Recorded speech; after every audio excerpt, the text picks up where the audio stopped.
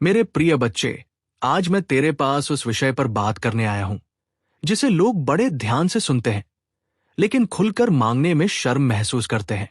धन। तू सोचता है, क्या भगवान से पैसे मांगना ठीक है? क्या ये लालच है? क्या आध्यात्मिक बात करते करते धन की बात करना उचित है? मेरे बच्चे, मैं आज ये भ्रम तोड़ना चाहता हूं। धन मांगना पाप नहीं, समृद्धि चाहना गलत नहीं, अच्छा जीवन जीने की इच्छा रखना अहंकार नहीं। क्योंकि जब तेरे पास पर्याप्त होगा तभी तू दूसरों की मदद कर पाएगा। जब तेरा घर स्थिर होगा तभी तू दूसरों का सहारा बन पाएगा। और जब तू आर्थिक चिंता से मुक्त होगा तभी तू मन से मेरे पास आ पाएगा। तो आज इस एक वीडियो में मैं तेरे साथ धन के उस पूरे सच की बात करूंगा जो न कोई बताता है न कोई सुनना चाहता है। अगर तू भी आर्थिक तंगी से गुजर रहा है तो कमेंट में लिख, महादेव, मेरे जीवन में समृद्धि का द्वार खोलिए। मेरे बच्चे, पहले ये समझ कि पैसे क्यों नहीं टिकते। बहुत लोग मेहनत करते हैं, रोज उठते हैं, काम पर जाते हैं, थक कर लौटते हैं, लेकिन महीने के अंत में हाथ खाली होते हैं। कुछ आता है, कुछ निकल जाता है। कभी कोई खर्च अचानक आ जाता है, कभी कोई उधार चुकाना पड़ता है, कभी कोई जरूरत अचानक खड़ी हो जाती है और तू सोचता रह जाता है, मैं इतना काम करता हूं फिर भी ये तंगी क्यों नहीं जाती। इस सवाल का जवाब केवल बाहर नहीं है, इसका एक बड़ा हिस्सा भीतर है। तेरे मन में धन के बारे में कुछ ऐसी मान्यताएं हैं जो तूने कब सीखी ये तुझे याद भी नहीं। शायद तूने बचपन में सुना, पैसे वाले बुरे होते हैं। शायद तूने देखा, जो ज्यादा कमाते हैं वे परिवार को समय नहीं देते। शायद तेरे घर में हमेशा कहा गया, इतने में गुजारा करो। शायद तुझे लगता है, मेरी किस्मत में बड़ा धन नहीं है। या शायद तू मन में यह मानता है कि पैसे की ज्यादा इच्छा रखना अच्छी बात नहीं। ये सब अनकॉन्शियस बिलीफ्स हैं और यही बिलीफ्स तेरे हाथ से आने वाला धन वापस धकेलती है। जब भीतर यह विश्वास हो कि मैं इसके योग्य नहीं, तो बाहर की मेहनत भी आधी रह जाती है। लाइक करके कह, मैं समृद्धि के योग्य हूं। मेरे बच्चे, धन के मामले में दो प्रकार के लोग होते हैं। पहले वे जो पैसे को दुश्मन मानते हैं। वे कहते हैं, पैसे से क्या होता है। वे कहते हैं, जो मिला उसी में संतोष। वे बड़े सपने देखने से डरते हैं। वे पैसे की बात करने में असहजता महसूस करते हैं और इसी कारण धन उनसे दूर रहता है। दूसरे वे जो पैसे को भगवान मानते हैं। वे उसके लिए कुछ भी कर सकते हैं, रिश्ते तोड़ सकते हैं, नींद छोड़ सकते हैं, ईमान बेच सकते हैं। और यह लोग पैसा पा भी लेते हैं लेकिन शांति खो देते हैं। मेरे बच्चे, मैं तुझे इन दोनों के बीच का रास्ता दिखाता हूं। धन न दुश्मन है न भगवान। धन एक साधन है।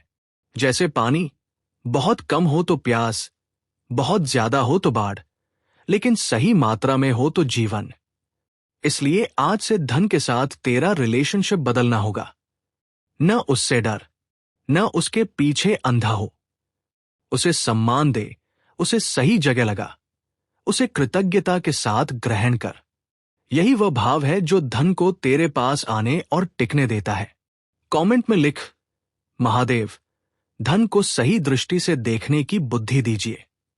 मेरे बच्चे, अब बात करते हैं उस तंगी की जो सिर्फ पैसों की नहीं, मन की भी होती है। जब घर में पैसे कम होते हैं तो सबसे पहले क्या होता है?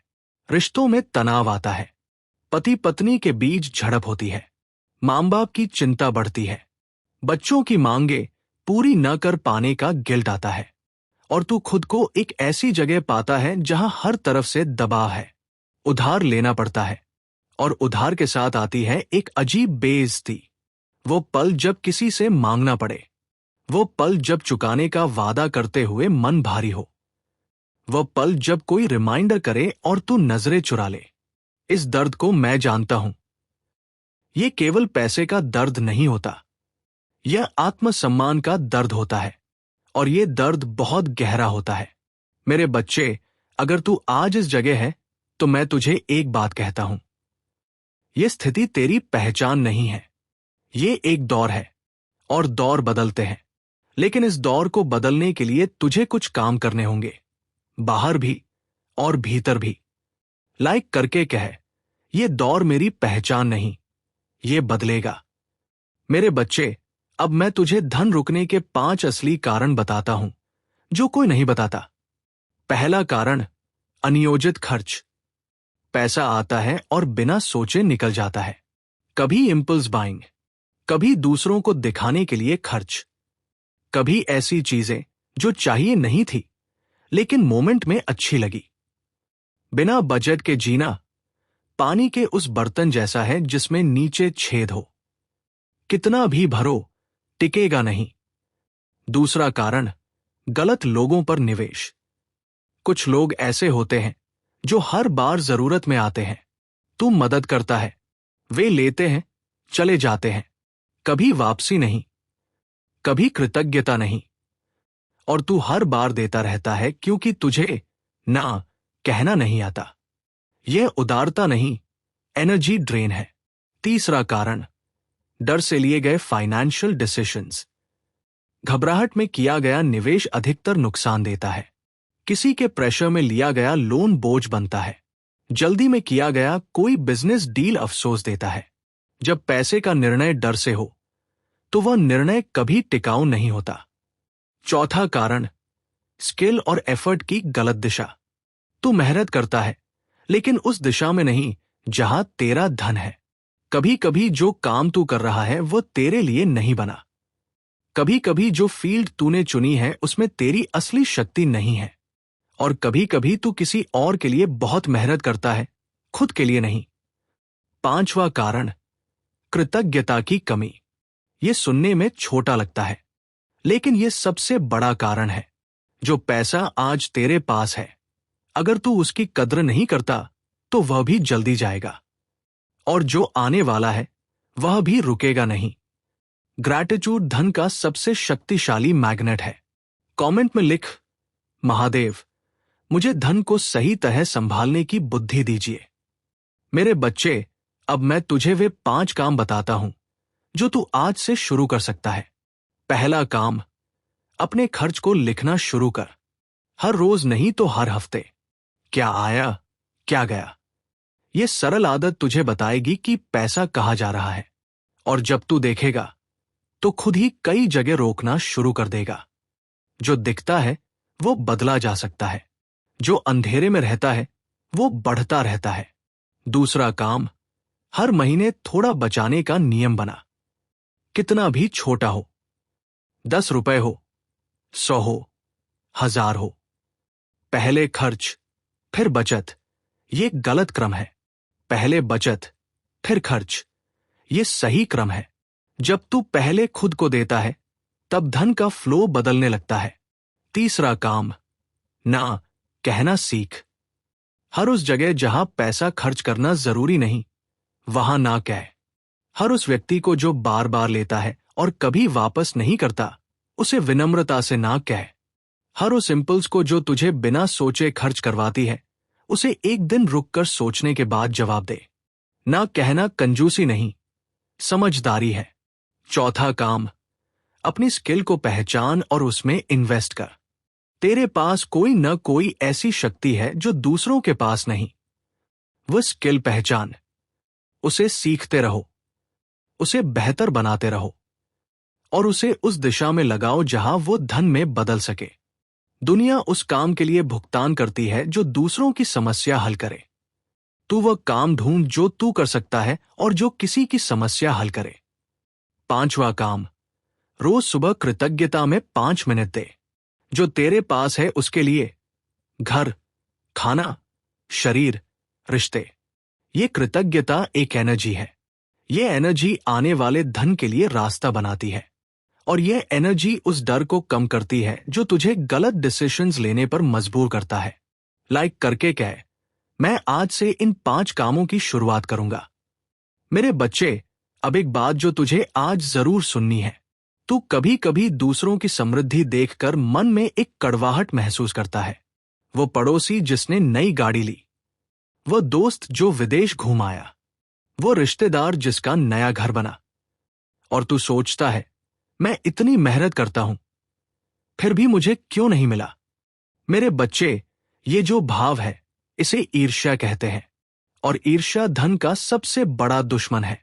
जब तू किसी की समृद्धि देखकर जलता है, तो तू अनजाने में ये संदेश भेजता है, मुझे नहीं चाहिए वह जो उसके पास है। और यही भाव तेरे और धन के बीच एक दीवार खड़ी कर देता है। इसके बजाय जब भी कोई सफल दिखे, मन में कह, अच्छा है, वह भी मिल सकता है। ये एक छोटा सा भाव बदलाव है, लेकिन ये तेरे मन को अबंडेंस की तरफ मोड़ देता है। और जब मन अबंडेंस में होता है, तब अवसर भी उसी दिशा से आते हैं। कमेंट में लिख, मैं दूसरों की समृद्धि देखकर खुश होऊंगा। मेरे बच्चे, अब एक और बात, उधार के बारे में। उधार एक जिम्मेदारी है, जो लेता है उसकी और जो देता है उसकी भी। लेकिन उधार कब प्रॉब्लम बनता है? जब वो हैबिट बन जाए, जब वो पहला ऑप्शन बन जाए, जब तू प्रॉब्लम सॉल्व करने की बजाय उसे फ्यूचर में टालने लगे। अगर आज तेरे ऊपर उधार है, तो उससे भागना बंद कर, उसका सामना कर। लिख, कितना है, किसका है, कब तक चुकाना है। फिर एक प्लान बना, छोटे छोटे कदम, एक एक उधार। ये बोझ हटेगा, शायद एक दिन में नहीं, लेकिन धीरे धीरे हटेगा। और जब हटेगा, तब तू जो हल्कापन महसूस करेगा, वो किसी दौलत से कम नहीं होगा। और आगे के लिए उधार तभी लेना जब कोई और रास्ता ना हो। और जब लो, तो वो समय पर लौटाना अपना संकल्प बनाओ। क्योंकि जो वादे निभाता है, उसके पास धन भी टिकता है। लाइक करके ये संकल्प ले, मैं अपने हर वित्तीय वादे को निभाऊंगा। मेरे बच्चे, अंत में मैं तुझे वे 5 वचन देता हूं, जो तू रोज अपने मन में दोहराए। मैं समृद्धि के योग्य हूं, और मेरे लिए धन आने के रास्ते खुल रहे हैं। मैं अपने पैसे को सम्मान, बुद्धि और कृतज्ञता के साथ संभालूंगा। मैं डर से नहीं, स्पष्टता से अपने आर्थिक निर्णय लूंगा। मैं दूसरों की समृद्धि देखकर खुश होऊंगा और ये जानूंगा कि मेरे लिए भी ये संभव है। महादेव की कृपा से मेरे जीवन में सम्मान और समृद्धि दोनों एक साथ आएंगे। ये वचन हर उस सुबह बोल जब मन भारी हो, हर उस दिन बोल जब खर्च ज्यादा हो और आमदनी कम, हर उस पल बोल जब लगे कि कुछ नहीं होगा। यही शब्द धीरे धीरे तेरे मन की मिट्टी बदलते हैं। और जब मन की मिट्टी बदलती है, तब जीवन के फल भी बदलते हैं। मेरे बच्चे, मैं चाहता हूं कि तू सम्मान के साथ जिए। तुझे किसी के सामने हाथ न फैलाने पड़े। तेरे बच्चों की जरूरतें पूरी हों। तेरे मां बाप को तेरी वजह से सुकून मिले। तू उस काम को कर सके जो तुझे जीवंत करे। और तू इतना स्टेबल हो कि दूसरों की मदद भी कर सके।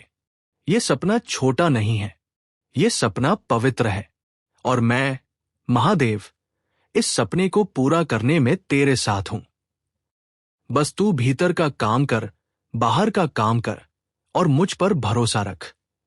हर सुबह ये 3 बार कहना, मेरे जीवन में धन और शांति दोनों हैं। महादेव मेरे हर प्रयास में आशीर्वाद दे रहे हैं। समृद्धि मेरी ओर आ रही है। अगर ये संदेश तेरे हृदय तक पहुंचा है, तो अभी कमेंट में लिख, हर हर महादेव, और लाइक करके इस विश्वास को मजबूत कर कि तेरी समृद्धि का समय आ रहा है।